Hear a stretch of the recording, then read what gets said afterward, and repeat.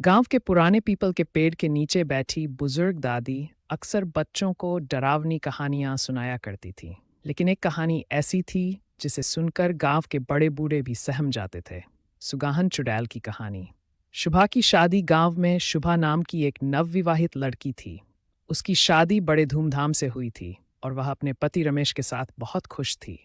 लेकिन शादी के कुछ ही दिनों बाद गांव में एक अजीब घटना घटी। हर पूर्णिमा की रात कोई न कोई औरत रहस्यमय तरीके से गायब हो जाती थी। गांव के लोग डरने लगे, पर किसी को कुछ समझ नहीं आ रहा था।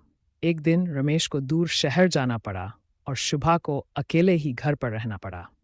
उसकी सास ने समझाया, बेटी रात को दरवाजा मत खोलना, चाहे कोई भी पुकारे।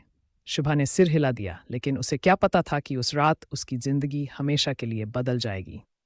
रात का रहस्य। आधी रात को दरवाजे पर किसी ने दस्तक दी। आवाज आई, शुभा दरवाजा खोलो, मैं तुम्हारी सहेली राधा हूं। शुभा चौंक गई। राधा तो पास के गांव में रहती थी, वह इतनी रात का यहाँ कैसे आ सकती है?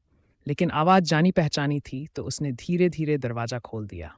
जैसे ही दरवाजा खुला, एक काली परछाई तेजी से अंदर घुसी। वह कोई और नहीं बल्कि सुगाहन चुड़ैल थी। उसका चेहरा जुर्रीदार था, लाल आंखें जल रही थी और लंबे नुकीले दांत बाहर निकले हुए थे।